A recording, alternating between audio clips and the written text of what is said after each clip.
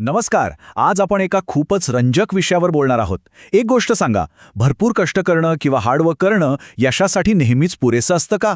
आज आपण एका अशा ऐतिहासिक घटनेची सफर करणार आहोत जी सिद्ध करते की एक निश्चित ध्येय किंवा फिक्स्ड गोल मानवी प्रयत्नांना कसा चमत्कारिक आकार देतं. चला तर मग अजिबात वेळ न घालवता या माहितीच्या प्रवासाला सुरुवात करूया. या घटनेची सुरुवात होते 4 जुलै 1952 या दिवशी. ठिकाण होतं अमेरिकेतील कॅटालिना खाडीचा तो अथांग आणि भयानक परिसर. जरा कल्पना करा, हाडं गोठवणारी प्रचंड थंडी आणि आजूबाजूला समुद्रात वावरणारे धोकादायक शार्क मासे. अंगावर काटा आला ना. याच भयंकर परिस्थितीत फ्लॉरेन्स चॅडविक ही धाडसी जलतरणपटू अत्यंत कठीण परिस्थितीशी 2 हात करत पोहत होती. याआधी तिने इंग्लिश खाडी पार करण्याचा विक्रम केला होता आणि आता ती कॅटालिना खाडी पार करणारी पहिली महिला ठरणार होती. संपूर्ण जगाचं लक्ष तिच्याकडे लागून होतं. ती सलग तासोन तास पोहत होती, मोठ्या लाटांशी संघर्ष करत होती. पण प्रॉब्लेम असा झाला की तिच्या डोळ्यांवरच्या गॉगलमधून तिला फक्त आणि फक्त एकच गोष्ट दिसत होती, आणि ती म्हणजे अतिशय दाट धुकं. किनारा कुठे स्पष्ट दिसत नव्हता. आणि इथेच एक मोठा ट्विस्ट येतो. 600 ते 700 हा आकडा खूप काही सांगून जातो. तासनतास त्या गोठवणाऱ्या पाण्यात थंडी आणि लाटांशी झगडल्यानंतर जेव्हा पुढे काहीच दिसेनासं झालं, तेव्हा साहजिकच अत्यंत निराश होऊन तिने आपली पोहण्याची मोहीम थांबवली. ती बोटीत चढली. पण बोटीत गेल्यावर जेव्हा तिला खरंच सत्य समजलं, तेव्हा तो तिच्यासाठी एक प्रचंड मोठा धक्का होता. माहितीये का, ती किनाऱ्यापासून फक्त 600 ते 700 मीटर दूर होती. विचार करा ना, जिने अथांग सागर पार केला ती एका महान यशाच्या अगदी उंबरठ्यावर येऊन थांबली होती. इतक्या जवळ येऊन हार मानणं हे खरंच खूप धक्कादायक होतं. मग आपल्याला नक्कीच प्रश्न पडतो की तिला इतक्या जवळून अपयश का आलं? ती काही शारीरिकदृष्ट्या थकून गेली नव्हती किंवा थंडीमुळे तिने हार मानली नव्हती. यामागे तिने स्वतःचं जे कारण जगाला सांगितलं ते शब्द खरोखरच खोलवर विचार करायला लावणारे आहेत.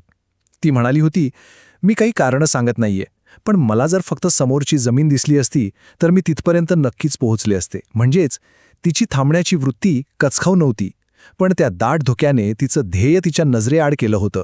आणि हेच खरंय, जेव्हा डोळ्यांसमोरचं लक्ष अचानक नाहीसं होतं तेव्हा माणसाच्या आतली प्रेरणाही आपोआप थबकते. आता माणसाचं लक्ष किंवा फोकस कसं काम करतो हे समजून घेण्यासाठी आपण एका भिंगाचं म्हणजेच मॅग्निफाईंग ग्लासचं साधं उदाहरण पाहूया. कडक उन्हात एक शक्तिशाली भिंग आपण सतत इकडे तिकडे हलवत ठेवलं तर त्यातून काय निष्पन्न होतं? काहीच नाही. खालचा कागद अजिबात जळत नाही. पण तेच भिंग जर एकाच बिंदूवर स्थिर आणि एकाग्र करून धरलं तर त्या केंद्रित उष्णतेमुळे कागद लगेच पेट घेतो. फ्लॉरेन्सच्या बाबतीतही अगदी हेच घडलं. तिची ऊर्जा आणि क्षमता खरोखरच अफाट होती, पण त्या धोकेमुळे तिचं लक्ष विचलित झालं, तिचं ध्येय दिसेनासं झालं आणि तिची सगळी केंद्रित ऊर्जा विखुरली गेली. याच संदर्भात मला एका दिशाहीन प्रवासाची गोष्ट आठवते.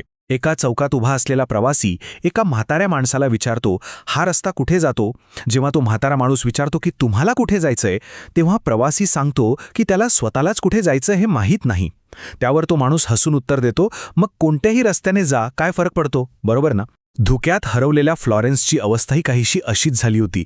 ध्येय दिसेनसं झाल्यामुळे त्या अथांग समुद्रात आपण कुठे पोहतोय याची दिशाच तिला अर्थहीन वाटू लागली होती. मुक्कामच स्पष्ट नसेल तर प्रवासाचा अर्थच हरवून बसतो. आता आपण थोडी वेगळी कल्पना करूया. समजा एका मोठ्या मैदानावर 2 संघ अतिशय उत्साहाने फुटबॉल खेळण्यासाठी उतरले आहेत, पण अचानक कोणीतरी मैदानातून दोन्हीकडचे गोल पोस्टच काढून नेले, तर त्या खेळाचं काय होईल? खेळाडू नुसते चेंडू घेऊन पळतील, पण गोल कुठे करणार? स्कोअर कसा मोजणार? आणि सामना जिंकलो हे समजणार कसं? फ्लॉरेन्स चॅडविकच्या बाबतीत ते दाट धुकं या काढून घेतलेल्या गोलपोस्टसारखाच होतं. स्पष्ट ध्येय नसताना निर्माण झालेला अफाट उत्साह हा एका दिशाहीन वणव्यासारखा असतो, जो शेवटी फक्त वाया जातो. पण ही गोष्ट इथेच संपत नाही. चला पुढे वळूया आणि पाहूया या घटनेचा पुढचा टप्पा कसा उलगडतो. पहिल्या प्रयत्नात आलेल्या अपयशानंतर बरोबर 2 महिन्यांनी फ्लॉरेन्सने पुन्हा एकदा कॅटालिना खाडी पार करण्याचा ठाम निर्धार केला. आता लक्ष देऊन ऐका. यावेळी हवामान खराब होतंच, समुद्रात तेवढंच आव्हान होतं आणि थंडीही तशीच होती. पण यावेळी एक अत्यंत मोठा आणि महत्त्वपूर्ण बदल झाला होता. तिच्या मनात, तिच्या नजरेसमोर तिचं अंतिम लक्ष पूर्णपणे स्पष्ट होतं.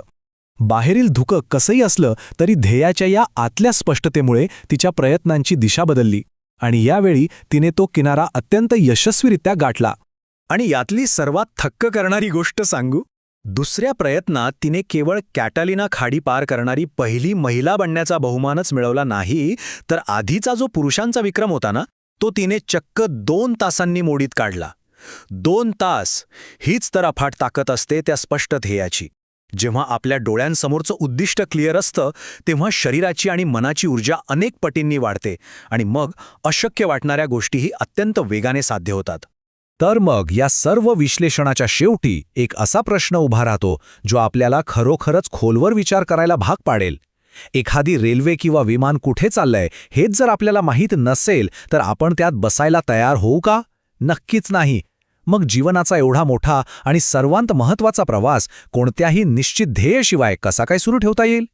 एक स्पष्ट आणि परिभाषित ध्येय हे केवळ पोहोचण्याचं ठिकाण नसतं, तर ती कोणत्याही महत्त्वपूर्ण प्रवासाला गती देणारी आणि यशाकडे नेणारी मुख्य शक्ती असते.